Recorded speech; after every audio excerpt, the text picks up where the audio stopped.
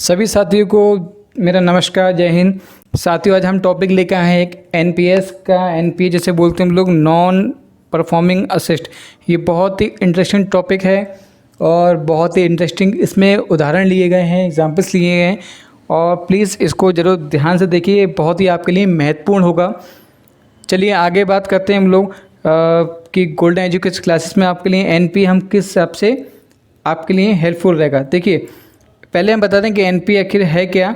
NPA की हम सबसे पहले बात करते हैं। इसको सरल शब्दों में हमने लिखा है उसको पहले पढ़ लेते हैं। सरल शब्दों में कहें तो जब बैंक किसी व्यक्ति को लोन देती है तो कभी कभी ऐसा होता है कि लोन लेने वाला इंसान बैंक को रेगुलर पेमेंट नहीं कर पाता। ये बात सही है, कभी कभी हम ऐसा लोन ले लेते हैं कि हम कंटिन्यू इसकी इंस्टॉलमेंट को जमा नहीं कर पाते हैं। उसके ही अब आपको इस लाइन से समझ में आ गया होगा बहुत हद तक कि ये एनपीए आखिर क्या है। और अब देखिए और आगे बढ़ते हैं। बहुत ही इंटरेस्टिंग हमने इसमें डायग्राम्स के साथ साथ एग्जाम्पल्स लिए हैं और इसको समझने का प्रयास करते हैं। फिर बैंक उसे एक नोटिस भेजती है कि भाई तुम अपना देख लो, नहीं तो तुम्हारे खिलाफ़ लीगल एक्शन लिया जाएगा। ये बात फैक्ट है कि जब हम लोन लेते हैं तो हमारे पास कई सारे ऐसे फॉर्म्स पे हमें साइन करा कर रख लेते हैं ताकि यदि हम उनका कर्ज ना चुका पाएँ तो हमारे पर एक्शन होने का पूरा एक नोटिस होता, अधिकार होता है उनके ऊपर। फिर भी वह आदमी पेमेंट नहीं करता या कर पाता है, अब उसके खिलाफ़ बैंक ने एक क्या एक्शन लिया वो बैंक ही जाने, ठीक है। पर हम एनपीए की बात करने वाले हैं, इसलिए एनपीए की बात करेंगे जब वह आदमी बैंक को पैसे इंटरेस्ट चुकाने में नाकामयाब हो जाता है। तो हम यहाँ बात करते हैं कि यदि वो बंदा पैसे चुकाने में नाकामयाब हो जाता है तब हम क्या करेंगे। तो उसके लिए देखिए, प्लीज़ चैनल को सब्सक्राइब जरूर कर दीजिएगा। देखिए अब यहाँ से बात करते हैं अपने पॉइंट के बाद। तो बैंक उस लोन को नॉन परफॉर्मिंग असेट मतलब एनपीए बैड लोन करार कर देती है। बैड लोन, ठीक है, ये ध्यान रखना, आपको बैड लोन करार देती है। आपको जानकर आश्चर्य होगा कि भारत में अभी डेट में 1 लाख करोड़ से भी ज़्यादा एनपीए है। मतलब 1 करोड़ से ज़्यादा लोगों ने जो कर्ज ले रखा है उसको चुका नहीं पा रहे हैं, ठीक है। अब हम बात करते हैं डेब्ट रिकवरी ट्रिब्यूनल्स क्या है, इसके बारे में ज़रा ध्यान से समझें।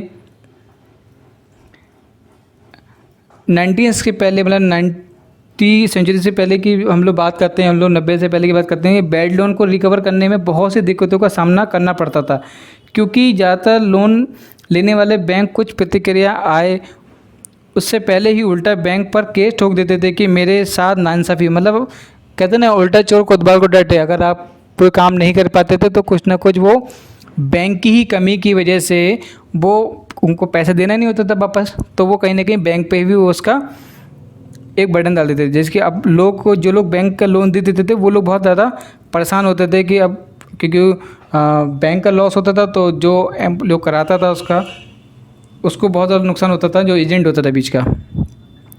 अब क्या होता था कि गलत इन्फॉर्मेशन बताकर लोन तो दिया गया, आदि दी। बहुत से केसेस आपने सुने होंगे, सिविल कोर्ट वगैरह में चलते रहते हैं, तारीख पे तारीख मिलती रहती है। ये एक नॉर्मल सी बात हो गई। इसलिए 1993 में सरकार ने एनपीए मैटर को डील करने के लिए डेब्ट रिकवरी ट्रिब्यूनल्स की स्थापना की, ठीक है।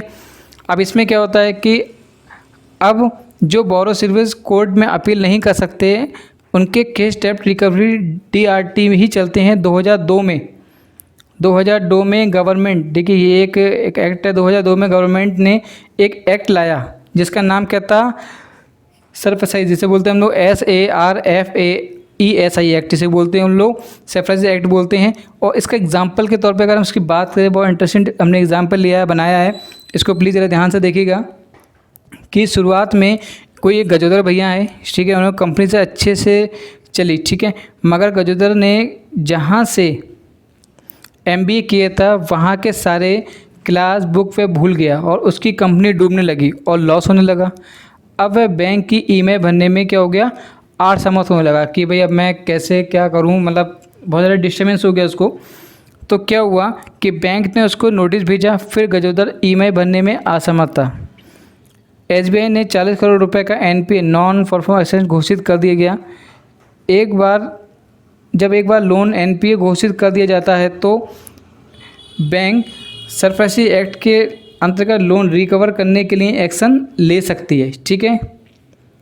और ये आपको इसलिए बताया गया है ताकि आप भी इसके बारे में जानकारी रखें, और जब बैंक का लोन लें तो प्लीज़ उसकी सारी कंडीशंस को, टर्म्स एंड कंडीशन के छोटा सा कॉलम होता है तो उसके बारे में जानकारी ज़रूर रखें, क्योंकि अब ये सब आर्टिकल चेंज हो गए हैं और हम पे कई सारे एक्ट के अनुसार हम पे नोटिस आ जाता है और फिर कोर्ट के जरिए चक्कर लगते हैं। तो इसको प्लीज़ ध्यान से देखिएगा, समझिएगा जब भी कभी आप किसी भी चीज़ का लोन लें।